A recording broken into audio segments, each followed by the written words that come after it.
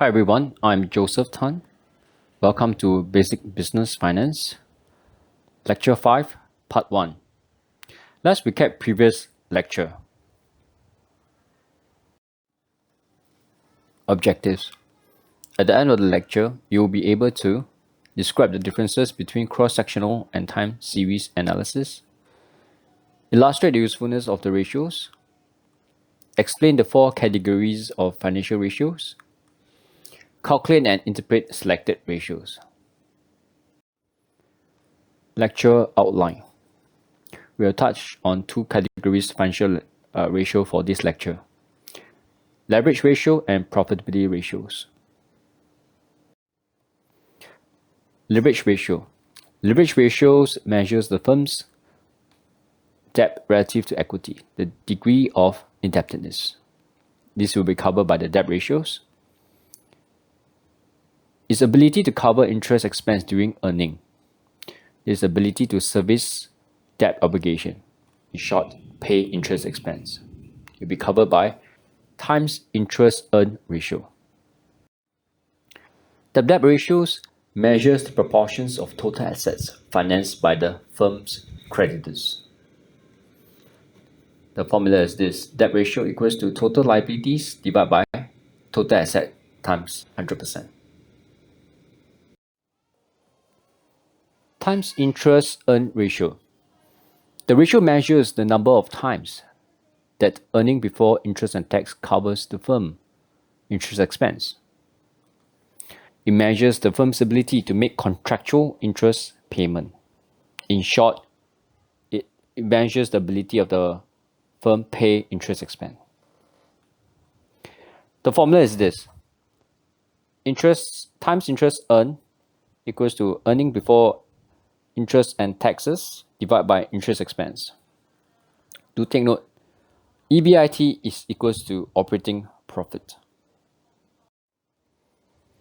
Usefulness. Comparing the ratio with the industry average will give an indication of whether the firm has earned sufficient profit to service interest expense on debts.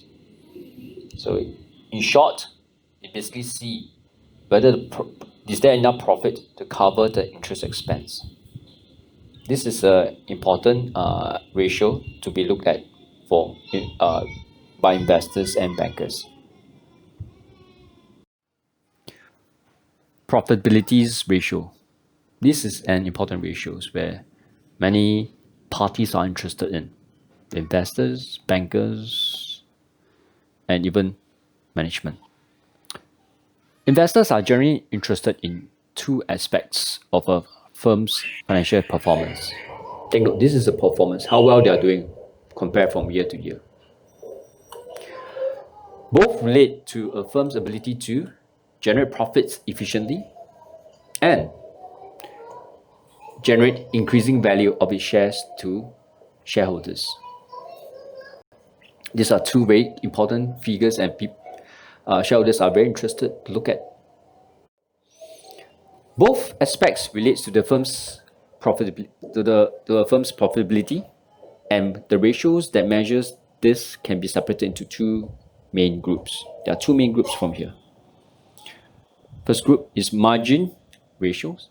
Basically indicates the profitability in relation to sales. They take reference from sales and how much profits they can make from it, how efficient they are. First one is gross profit margin.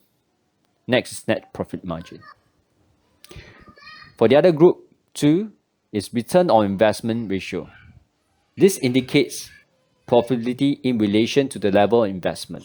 So there are 2 differences. One is in relation to sales. The other one is in relation to investments. The ratio is covered on is return on assets, in short ROA, also known as return on investment, ROI. Gross profit margin equals to gross profit divided by sales times 100%.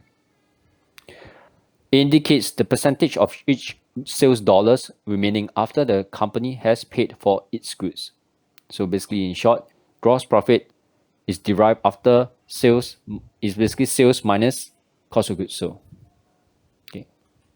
This enables us to judge how successful an entity has been in trading.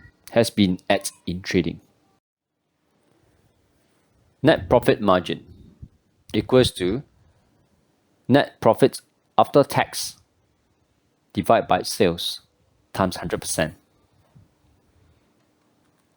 It measures the percentage of each sales dollar remaining after all costs and expenses. So basically, after minusing all the costs and expenses, including interest and tax that have been deducted. So it measures the X dollar of net profit made through each sales dollar. Return on assets, ROA, equals to net profit after tax divided by total assets times 100%. It measures the overall effectiveness of the firms in generating profits with its available total assets.